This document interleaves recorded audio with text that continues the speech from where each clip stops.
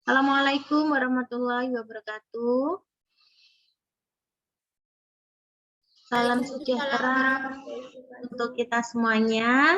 Selamat pagi teman-teman mahasiswa. Kita bertemu lagi dalam perkuliahan landasan pendidikan. Nah, untuk pertemuan kedua, kali ini kita akan membahas mengenai hakikat pendidikan. Kemudian teman-teman, sebelum saya bisa memulai share screen, kalau kalian ini sedang menggunakan perangkat PC atau laptop, bisa mengunduh ya, materi hari ini sudah saya sediakan di Suna, jadi kalian juga bisa nanti mengulang kembali apa yang Ibu sampaikan. Seperti itu.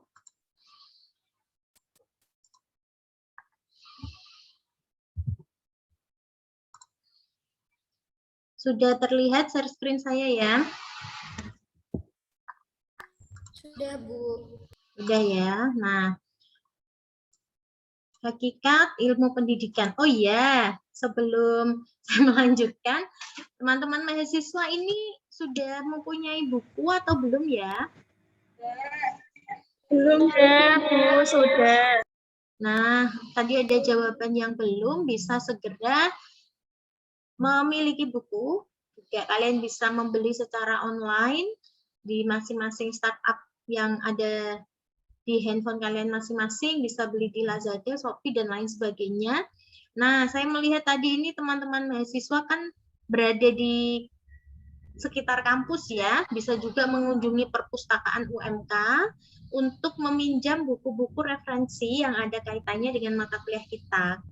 Kemarin ada beberapa mahasiswa yang menanyakan ke saya, Ibu kalau aliran atau landasan pendidikan yang ini tuh gimana ya Bu ya, saya kok belum nemu. Nah, mungkin dari buku yang Ibu sampaikan, Ibu yang kemarin buku ini, nah ini ya landasan pendidikan dari M. Soekarjo, itu mungkin belum ada. Nah, kalian bisa melengkapinya dengan referensi yang kalian temukan di perpustakaan. Seperti itu ya, nah ya. Jadi jangan hanya tergantung dari satu referensi saja. Gitu. Kemudian, nah sekarang hari ini ya, kita akan belajar mengenai hakikat ilmu pendidikan. Nanti kita akan mempelajari yang pertama adalah pengertian pendidikan, kemudian pendidikan sebagai ilmu, ontologi ilmu pendidikan, aksiologi, epistemologi, dan aliran-aliran pendidikan. Yang pertama adalah mengenai pengertian pendidikan. Secara terminologi, pendidikan itu berasal dari kata pedagogi yang asal katanya dari paidos yang berarti budak dan ago yang berarti membimbing. Nah, kemudian kalau kita biasanya di pendidikan itu identik dengan kata pengajaran. Tetapi pada hakikatnya ada perbedaan antara pendidikan dan pengajaran. Perbedaannya di mana sih? Ada di aspek hasil akhirnya. Kalau teman-teman sudah punya buku M. Soekarjo ya, yang landasan pendidikan, bisa dibuka halaman 7. Oke, sudah ketemu nah? Mohon Bu Ratri bisa direspon ya, yang sudah pegang buku. Ada berapa orang yang sudah pegang ini? Nih Mbak Aprilia nih sudah pegang ya. Bisa dibuka halaman 7. Ya. Pedagogi atau ilmu mendidik adalah ilmu atau teori yang sistematis tentang pendidikan yang sebenarnya bagi anak atau untuk anak sampai ia mencapai kedewasaan. Kemudian, nah, tadi ada perbedaan yang signifikan antara pendidikan dan pengajaran.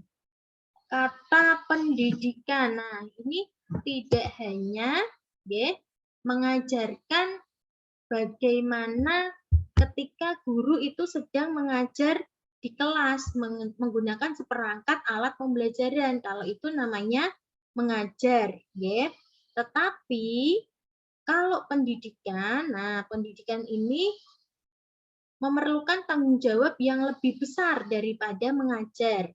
Mendidik ialah membimbing pertumbuhan anak jasmani maupun rohani dengan sengaja, bukan hanya untuk kepentingan pengajaran pada saat itu, tetapi tujuan utamanya adalah untuk kehidupan seterusnya di masa depan. Jadi kalau pendidikan itu yang ditransfer adalah pengetahuan dan keterampilan, sehingga anak didik ini mampu. Nah, mampu apa? Mampu melanjutkan hidupnya dengan lebih baik, tidak hanya ketika sedang diajar atau sedang belajar, tetapi untuk kehidupan masa depan seterusnya, seperti itu. Kemudian, nah, untuk pengajaran, dia hanya transfer of knowledge. Jadi yang ditransfer hanya pengetahuan saja. Nah,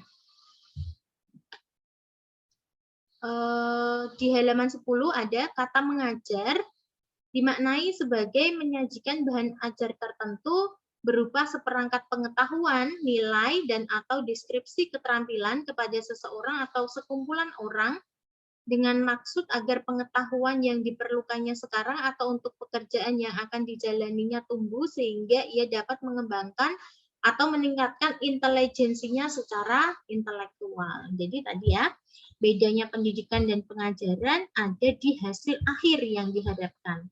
Kalau pendidikan itu ada pengetahuan, keterampilan, dan juga afektif. Ini belum Ibu tulis ya. Jadi ada sikap juga yang perlu ditumbuhkan. Sikap yang bagaimana sih? Tentunya sikap sebagai seorang warga negara yang baik, seorang pribadi yang sempurna. Nah, seperti itu. Kemudian, nah ini pengertian pendidikan. Pendidikan diartikan sebagai coloring. Nah, coloring ini kan bahasa Indonesianya kan mewarnai ya. Nah, pendidikan itu diharapkan mampu menunaikan tugas untuk mewarnai pewatakan dari peserta didik. Jadi, kalau teman-teman mendeskripsikan pendidikan itu jangan kamu pikir hanya di sekolah ya nak ya.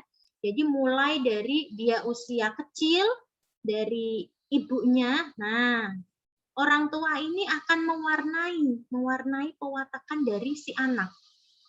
Maksudnya gimana sih Bu? Nah, kalau anak-anak kita didik ya, kita didik dengan contoh-contoh yang baik, dengan akhlak yang baik. Nah, tentunya kita akan mewarnai nih anak-anak kita ini dengan contoh-contoh yang sudah kita ajarkan tadi, ya. Tetapi ketika anak kita itu melihat, misalkan anaknya melihat Bu Ratri suka marah-marah, melihat Bu Ratri ini tidak memberikan contoh yang baik, tentunya anaknya ini niru. Nah, kalau ada istilah anak ini adalah cerminan dari orang tua. Nah, kok bisa sih? Karena ini pengertian pendidikan itu mewarnai. Jadi mewarnai watak-watak dari peserta didik. Kemudian, pengertian yang kedua, tugas pembelajaran menekankan kepada retensi, bekas yang nyangkut di otak. Nah, dari pembelajaran itu sendiri juga harus membentuk ciri khas yang tersendiri. Kalau kita dididik, meskipun tidak semuanya, kan ada suatu bekas yang masih tersangkut di otak. Jadi bekas itulah yang diharapkan nantinya akan membentuk ciri khas tersendiri.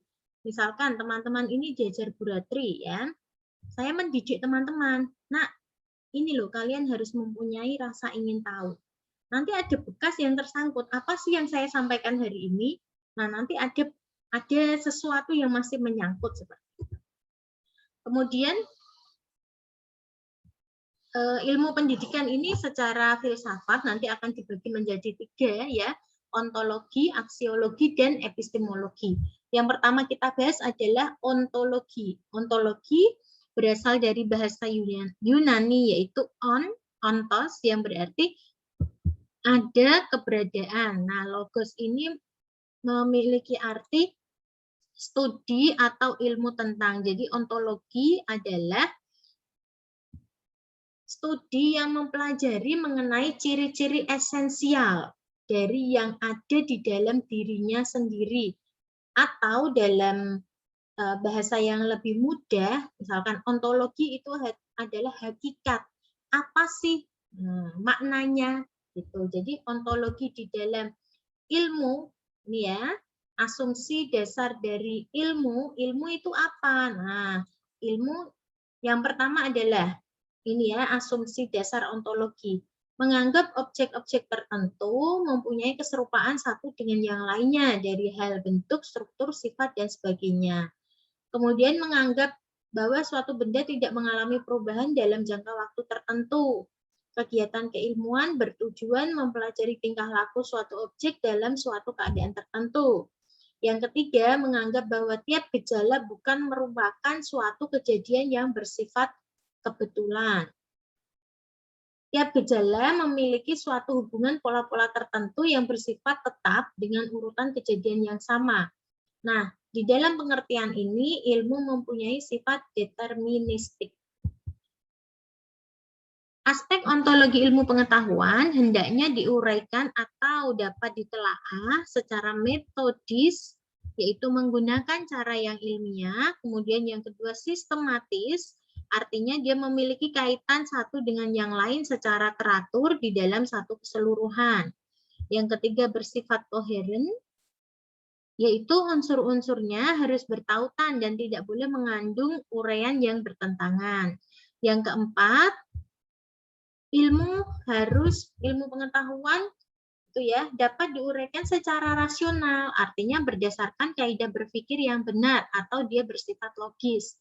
Kemudian ilmu harus komprehensif, yaitu melihat objek tidak hanya dari satu sisi atau sudut pandang tertentu, melainkan multidimensional secara keseluruhan. Yang keenam, radikal. Radikal ini bukan berarti radikal yang jelek ya, tetapi artinya ilmu pengetahuan itu dapat diuraikan sampai akar permasalahan atau esensinya. Yang ketujuh, ilmu pengetahuan harus bersifat universal, artinya muatan kebenarannya dari tingkat umum dapat berlaku di mana saja. Nah, kaitannya ontologi dengan ilmu pendidikan adalah ontologi merupakan analisis mengenai objek materi dari ilmu pengetahuan. Oke.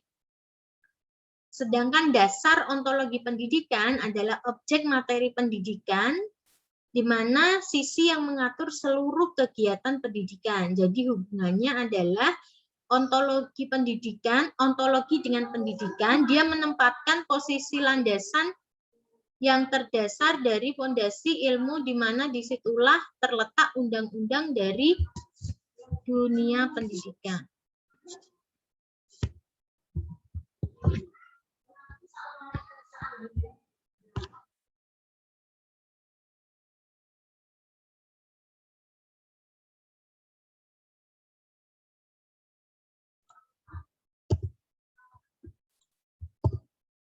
Kemudian yang kedua pembahasannya adalah mengenai aksiologi. Aksiologi ini kalau tadi kan ontologi adalah landasannya. Nah, aksiologi ini bagaimana ilmu itu bisa digunakan. Bagaimana manusia menggunakan ilmunya. Nah, aksiologi ini dipandang sebagai sebuah nilai. Nilai yang berkaitan dengan kegunaan dari ilmu pengetahuan yang diperoleh. Nah, penilaian di dalam aksiologi ada dua. Yang pertama etika, yang kedua adalah estetika. Etika adalah cabang filsafat yang membahas secara kritis dan sistematis mengenai masalah-masalah moral. Nah, di sini tujuan dari etika adalah agar manusia mengetahui dan mampu mempertanggungjawabkan apa yang ia lakukan. Kemudian secara estetika.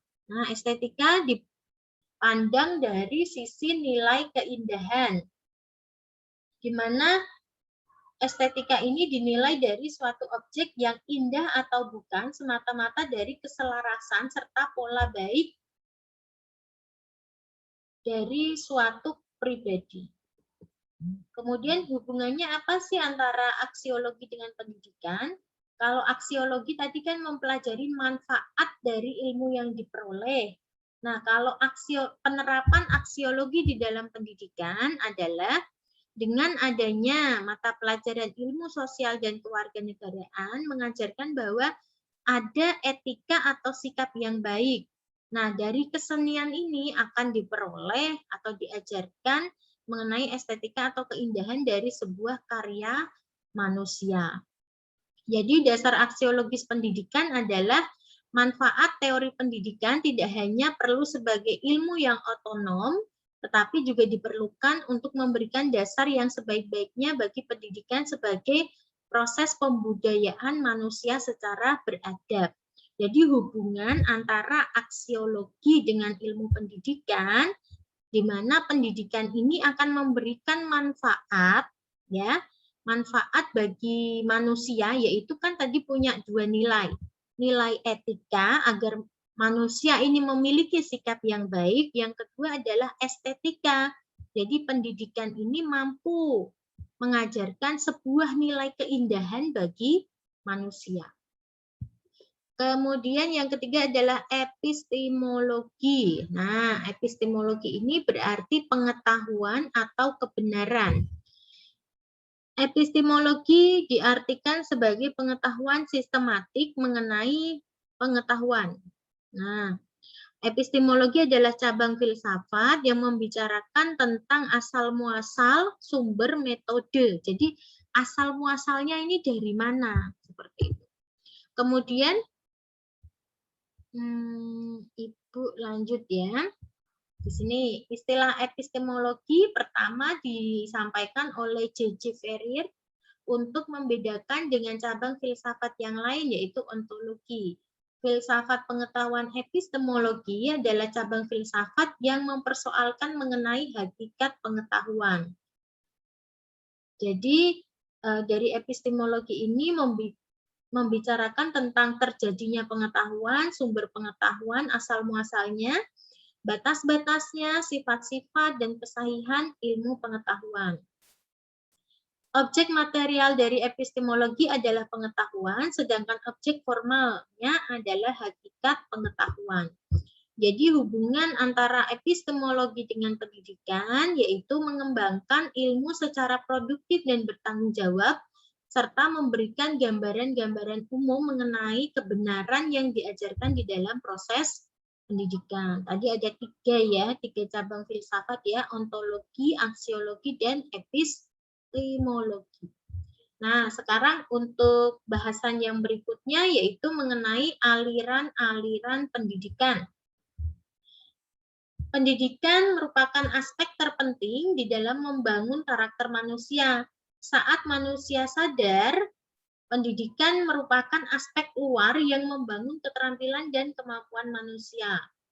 Fase-fasenya terlihat dari teori-teori pendidikan yang muncul. Nanti ada 4 teori ya. Ada teori empirisme, nativisme, naturalisme, dan konvergensi. Masing-masing teori menyampaikan kelebihan dan kekurangan pendidikan, serta bagaimana pendidikan berperan di dalam kehidupan masyarakat. Ada 4 ya tadi. Yang pertama kita bahas adalah nativisme. Aliran nativisme berasal dari kata natus yang berarti lahir, nativis pembawaan. Nah, aliran nativisme ini memandang bahwa anak manusia itu sejak lahir membawa kekuatan ya, mempunyai potensi. Jadi setiap manusia lahir itu memiliki potensi yang berbeda-beda. Jadi aliran nativisme ini berpandangan bahwa segala sesuatu ya, kemampuan individu itu ditentukan oleh faktor-faktor yang dibawa sejak lahir. Jadi perkembangan individu itu semata-mata ditentukan oleh dasar turunan. Jadi penganut nativisme ini berasumsi bahwa misalkan nih si anak A dia pinter itu bukan dari bagaimana anak ini diajar, tetapi memang bawaan sejak lahir. Kalau dalam bahasa Jawa itu wes wateke pinter iki. Nah, terakhir pinter kayak gitu loh nak ya. Iki terakhir raisonan. Nah, itu bawaan sejak lahir. Nah, kalau dalam pandangan nativisme, hasil akhir pendidikan ini dibawa atau dipengaruhi oleh pembawaan sejak lahir. Maka menurut pandangan nativisme, keberhasilan itu ditentukan oleh si anak itu sendiri. Jadi pembawaan anak sejak lahir. Ya. Coba Ibu cek nih, Mbak Aulia 002. Bagaimana? Ya. Kalau menurut pandangan nativisme, siapa yang menentukan kemampuan atau keberhasilan dari pendidikan? Orang itu sendiri. Orang tua. Orang tua? Iya. Keturunan. Kayak gue. Suaranya masuk semua ini kalau kalian tidak mute ya. Saya tanya ke Mbak Aulia dulu ya. Gimana Mbak Aulia? Dari orang tua. Dari faktor keturunan ya nak ya. Jadi keturunan, jadi individu itu sendiri ya, bukan dari orang tuanya nak. Nggih. Jadi bawaan sejak lahir, begitu nggih Mbak Aulia nggih. Oke, sip. Thank you Mbak Aulia. Terima kasih, Bu. Nggih. Ibu lanjut ya. Jadi yang perlu kalian catat tadi, nativisme berpandangan bahwa keberhasilan ditentukan oleh siapa? Potensi anak itu sendiri yang dibawa sejak lahir. Jadi kalau nativisme itu pinter tidak itu dari turunan. Nah, contohnya seperti itu nggih. Baik atau buruk itu juga turunan. Misalkan ini si anak kok suka malas. Nah, ini bisa jadi nih orang tuanya juga malas. Seperti itu, nggih. Nanti ada pandangan lain. Belum kita bahas, nggih. Ini masih nativisme. Jadi bagi nativisme, lingkungan sekitar itu tidak akan mempengaruhi perkembangan dari anak. Jadi penganut pandangan ini itu menyatakan bahwa jika anak memiliki pembawaan yang jahat, nah, maka dia nantinya akan menjadi anak yang jahat. Berlaku juga sebaliknya. Jika si anak ini memiliki pembawaan yang baik, maka nantinya dia akan jadi anak yang baik. Jadi tidak ada pengaruh lingkungan dari sekitar, tetapi dari dirinya sendiri. Nah, tokoh utamanya yaitu adalah Arthur Schopenhauer ya, dari Jerman. Tokoh lain juga ada J.J. Rousseau dari ahli filsafat Prancis. Nah, kedua tokoh ini berpendapat bahwa pentingnya inti privasi atau jati diri manusia. Meskipun dalam keadaan sehari-hari, anak ini mirip dengan orang tua dan anak juga akan mewarisi bakat-bakat dari orang tuanya. Tetapi pembawaan ini bukanlah merupakan satu-satunya faktor yang menentukan perkembangan. Masih ada banyak faktor yang mempengaruhi pembentukan dan perkembangan anak dalam menuju kedewasaan. Oke, bisa ditangkap ya mengenai penjelasan nativisme ya nak ya. Ada pertanyaan enggak untuk nativisme? Belum? Belum, Bu. Oke, kita lanjutkan deh. Yang kedua adalah empirisme. Empirisme ini, artinya adalah pengalaman. Nah, bedanya ini sangat kontradiksi atau sangat berbeda dengan nativisme. Kalau empirisme ini dia meyakini bahwa potensi ya dia tidak meyakini adanya potensi yang dibawa sejak lahir. Nah, kebalikan dari nativisme, nggih. Jadi dengan kata lain, empirisme ini meyakini manusia lahir itu dalam keadaan yang suci, tidak membawa apa-apa.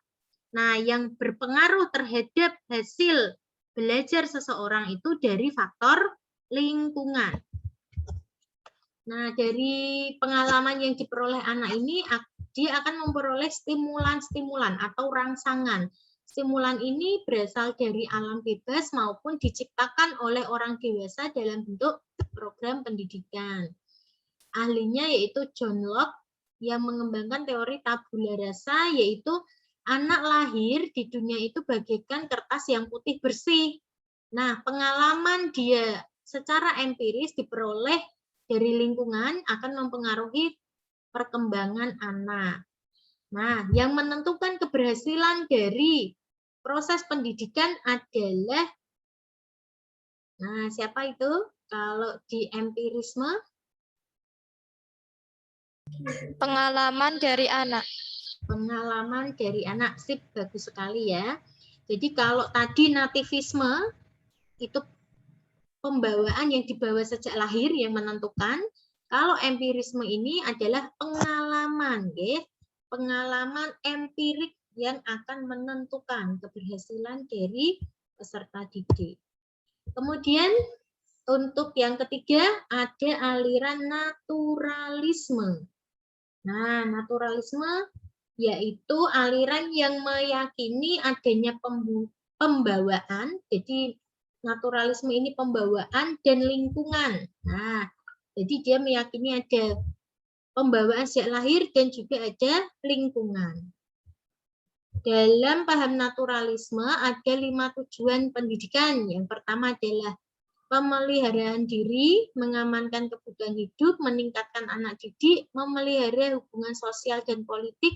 Yang kelima adalah menikmati waktu luang.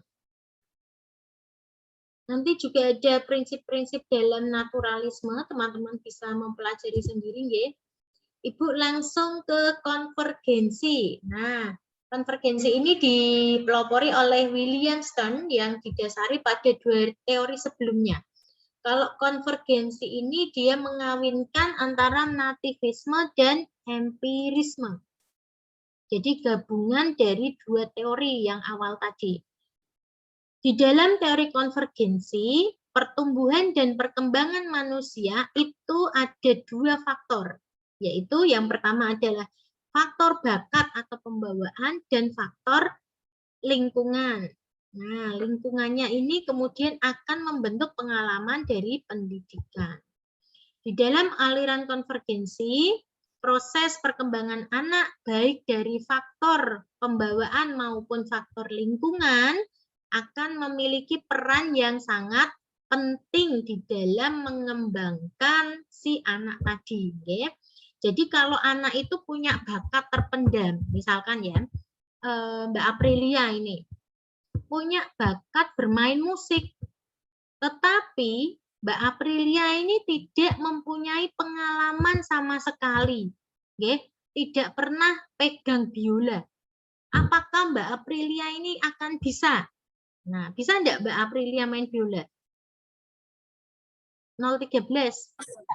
Tidak, Bu. Tidak. Nah, Mbak Aprilia ini punya bakat, tetapi tidak pernah dilatih, tidak punya pengalaman empiris. Jadi ini ya tidak bisa tetepan ya. Jadi seperti itu, Nak. Nah, menurut teori konvergensi juga sebaliknya. Lingkungan ini tidak akan menghasilkan perkembangan yang baik jika si anak tidak memiliki bakat. Misalkan, ini misal ya, Mas Yoga. Mas Yoga ini dileske biola. Dileske sampai bertahun-tahun, tapi Mas Yoga tidak punya bakat. Nah, nantinya juga kemampuan ini tidak akan berkembang. Ini menurut teori konvergensi, sudah dilatih terus-menerus, tetapi tidak punya bakat. Ini juga tidak akan berhasil. Seperti itu. Ini ya, ada 3 teori konvergensi yang disampaikan oleh Stern. Yang pertama adalah pendidikan itu mungkin dilaksanakan karena adanya faktor tadi ya, tidak hanya mengandalkan bakat dari lahir, tetapi juga ada faktor pengalaman empiris. Nah, pendidikan yang kedua, pendidikan diartikan sebagai pertolongan yang diberikan lingkungan kepada anak untuk mengembangkan potensi yang baik dan mencegah berkembangnya potensi yang kurang baik. Jadi kalau nativisme tadi kan dia menyatakan bahwa ada bawaan baik dan bawaan buruk. Nah, di dalam teori konvergensi, yang baik ini akan didukung oleh lingkungan agar dia menjadi anak yang baik dan mengurangi potensi yang kurang baik. Nah, yang membatasi hasil pendidikan adalah pembawaan dan lingkungan. Kemudian pandangan konvergensi tentu memberikan arah yang jelas mengenai pentingnya pendidikan. Jadi, pendidikan itu penting dilakukan agar potensi anak dapat ditingkatkan. Sehingga bakat yang dimiliki sejak lahir akan semakin terasah dan kompetensi yang lain pun juga dapat diasah. Oke, itu yang bisa saya sampaikan. Apakah ada pertanyaan? Bu, tadi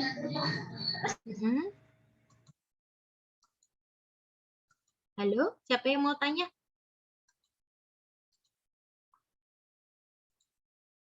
Halo? Belum? Bu mau tanya, kalau naturalisme tadi kan dipengaruhi oleh dua hal. Ada apa sih?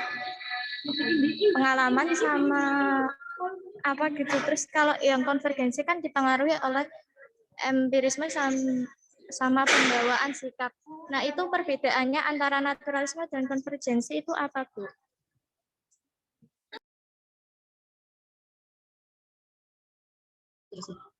Oke, Mbak. Terima kasih pertanyaan Mbak Hairina ya. Tadi ya yang tanya ya, betul?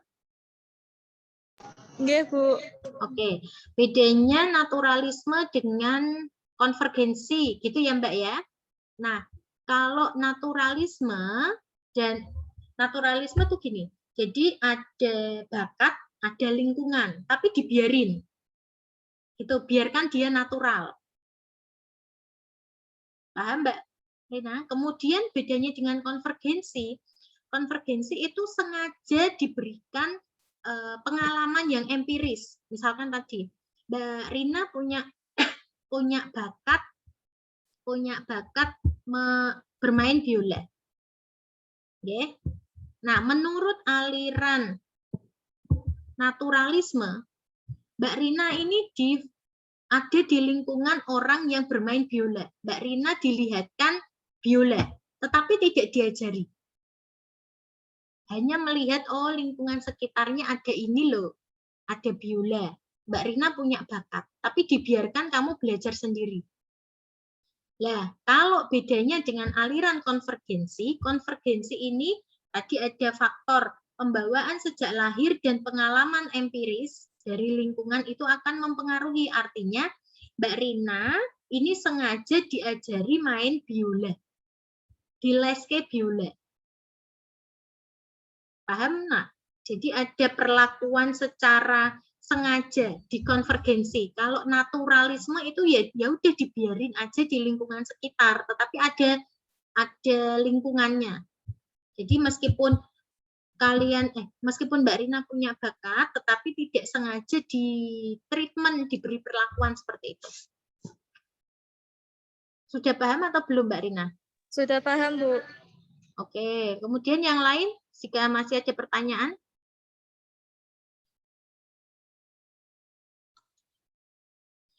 Ibu ulangi ya tadi, kalau naturalisme ada faktor pembawaan dan ada faktor lingkungan.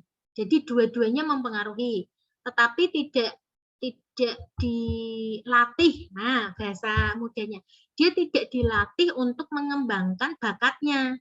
Jadi anak itu akan mengembangkan bakatnya secara natural. Kalau naturalisme, kalau konvergensi, si anak ini akan berhasil jika dia mengembangkan bakatnya dengan latihan-latihan tertentu, begitu nak. Oke, jadi ada faktor bakat, ada faktor pengalaman empiris dari lingkungan tadi, itu ya. Ada lagi mau bertanya? Tidak ada? Bu, saya mau tanya. Oke, siapa ini? Saya, Bu. Evita yang bertanya ya. Iya. Gimana Mbak? Jadi saya mau tanya, misal ada anak, yaitu kurang memiliki bakat, misal bakat main biola, tetapi dia pengen punya skill main biola, itu masuknya kemana ya? Terima kasih. Gimana Mbak? Bisa diulang Mbak? Sebentar Mbak. Tadi ada anak bakat bermain biola, kemudian? Jadi dia tuh kurang punya bakat main biola gitu, cuman dia pengen punya bakat main biola. Pengen punya skill main biola gitu. Oh, mungkin saya perbaiki pertanyaannya ya. Jadi si anak ini tidak memiliki bakat bawaan sejak lahir untuk main biola, tetapi memiliki memiliki keinginan untuk bisa bermain biola, begitu ya Mbak Evita ya? Iya. Nah, pertanyaanmu apa? Itu masuknya ke konvergensi atau naturalisme? Jadi tadi alirannya ya, jadi ada aliran-aliran. Jadi bukan aliran itu bukan menempatkan si Evita ini masuk aliran mana itu enggak Mbak, tetapi dia hanya pandangan mengenai pendidikan, kayak keyakinan gitu loh Mbak. Nah, jadi kalau misalkan ini Bu Ratri ya, Bu Ratri pandangannya itu aliran pendidikan saya di nativisme misalkan. Mbak Evita ini tidak punya bakat. Jadi karena saya beraliran nativisme, ya benar, nativisme ya. Jadi saya tidak akan percaya bahwa Evita nanti akan berhasil untuk bermain biola, menghasilkan nada-nada yang indah dari biola itu tidak akan berhasil. Itu kalau pandangan nativisme. Tetapi kalau pandangan yang kedua, pandangan empirisme. Meskipun si anak tadi tidak punya bakat, tetapi dia punya pengalaman, dilatih terus-menerus. Menurut pandangan ini, si anak akan berhasil bermain biola. Gitu. Pandangan yang ketiga, naturalisme. Jadi adanya bakat, adanya lingkungan. Nah, ini akan mempengaruhi kemampuan seseorang. Tetapi dia tidak dilatih secara sengaja. Misalkan, ada anak ini punya bakat bermain biola. Ya. Kemudian ada lingkungannya. Misalkan orang tuanya ini, ya, orang tuanya pemain biola. Jadi tiap hari dia mendengarkan, tiap hari melihat menggesek-gesek biola orang tuanya. Tetapi dia nggak diajari. Nah, makin lama si anak ini nanti bisa sendiri. Ini pandangan dari yang ketiga, aliran naturalisme. Jadi dia akan bisa sendiri karena punya bakat, karena ada faktor lingkungan. Kemudian yang keempat, aliran konvergensi. Aliran ini berpendapat bahwa jika anak ini dilatih, karena dia punya bakat ya, dilatih secara sengaja terus-menerus punya pengalaman, maka si anak ini akan berhasil di dalam bermain biola. Seperti itu Mbak Evita. Jadi aliran ini hanya pandangan-pandangan. Jadi tidak bisa nih Mbak Evita mengasumsikan nih anak ini masuk aliran mana gitu, enggak. Bukan seperti itu ya Mbak ya. Jadi aliran ini kayak keyakinan gitu loh Mbak. Gitu Mbak Evita. Sudah jelas atau belum? Sudah Bu, terima kasih. Oke. Terus pertanyaan untuk semuanya nih. Untuk semua mahasiswa saya. Menurut kalian, ya, pandangan mana yang kalian percayai? Kemudian berikan alasannya. Bu. Siapa ini yang jawab?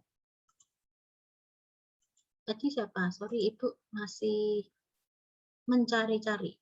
Siapa yang mau jawab? Sebutkan nama dulu, baru jawab. Saya Bu.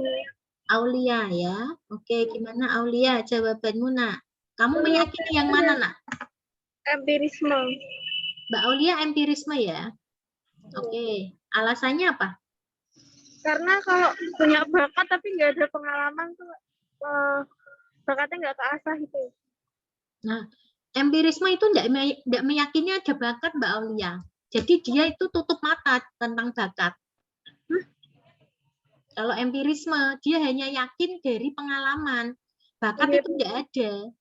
Jadi, Ibu ulangi bentar ya, untuk meluruskan ya. Jadi, empirisme itu tidak meyakini ada bakat. Anak yang lahir itu diibaratkan masih putih, suci, seperti kertas kosong.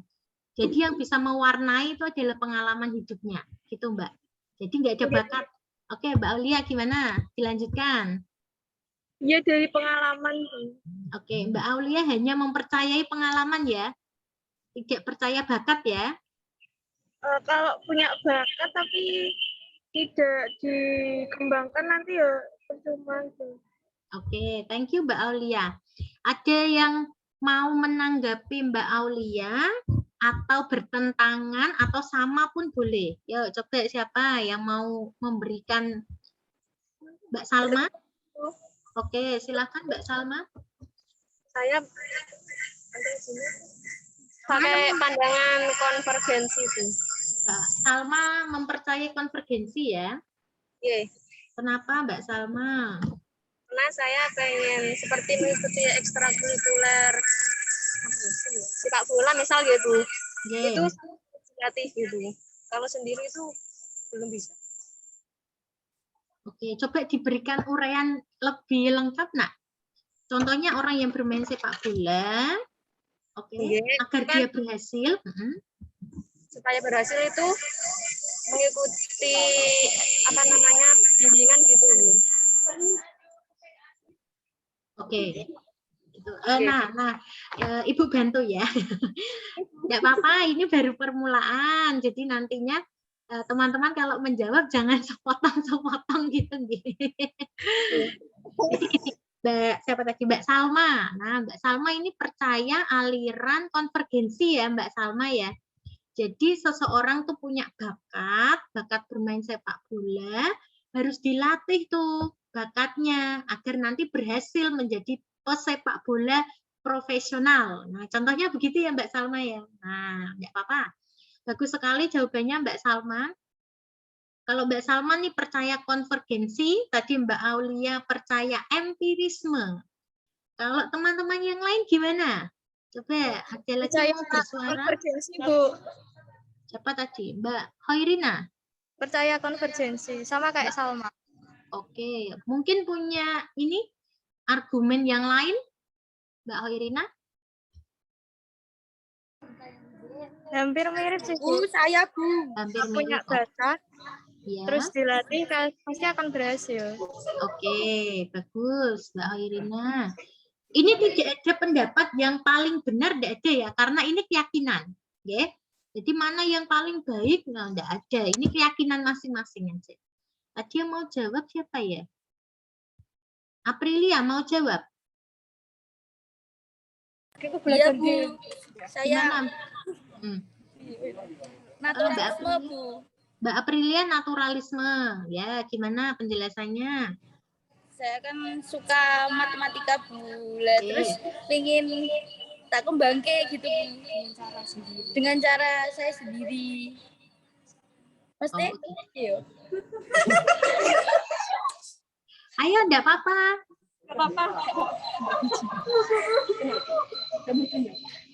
Dengan cara gini Bu. Iya. Aku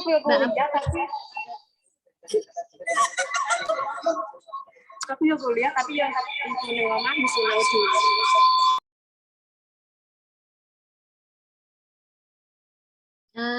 Mbak Aprilia, coba pelan-pelan Mbak Aprilia nyoba mengutarakan apa yang ada di pikiranmu, idenya seperti apa? Coba Mbak Aprilia.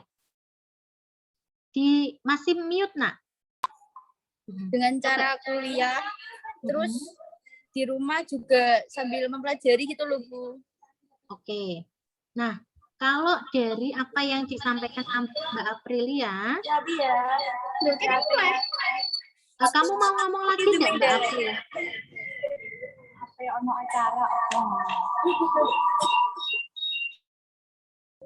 Oke. Saya sebentar. Nah, saya paham apa yang disampaikan Mbak Aprilia, tapi Ibu perlu meluruskan ya. Tadi Mbak Aprilia bilang kalau dia percaya naturalisme. Mbak Aprilia berarti percaya bakat? Ibu tanya, Mbak Aprilia percaya bakat? Masih mute Mbak April? Iya, bakat Bu. Percaya? Iya. Percaya bakat. Percaya faktor lingkungan? Apa Bu? Percaya faktor lingkungan? Iya Bu. Percaya. Oke. Percaya bahwa sesuatu itu perlu diajarkan? Kemampuan matematika itu perlu dilatih? Dari proses pendidikan? Tidak. Berarti nanti aku bisa sendiri? Iya. Oke, Ibu jelaskan. Nah, ini Mbak April sepertinya agak bingung antara naturalisme sama konvergensi. Kalau naturalisme, Mbak April, kalau naturalisme, Mbak April itu percaya bakat, percaya faktor lingkungan. Tetapi kamu tidak perlu kuliah, kamu tidak perlu sekolah. Nanti akan bisa sendiri. Berarti saya ikut yang konvergensi itu, Bu. Iya, kalau kamu percaya bahwa nantinya kuliah akan mampu meningkatkan kemampuan matematik kamu, ya, itu berarti konvergensi. Naturalisme itu bakat sama faktor lingkungan, tapi dibiarin aja, nggak usah diajari, nggak usah pakai sekolah. Tiba-tiba bisa gitu. Ya, Bu. Terima kasih. Untuk yang lain, ada yang mau berpendapat? Ada enggak? Cukup? Ini yang belum menyalakan video diharapkan memperlihatkan wajahnya ya. Mas Yoga, Mbak Indi, Mas Aziz. Mas Aziz kemarin Bu Ratri belum lihat wajahmu. Kemarin kan belum berangkat, tolong di on cam Mas Aziz Muslim.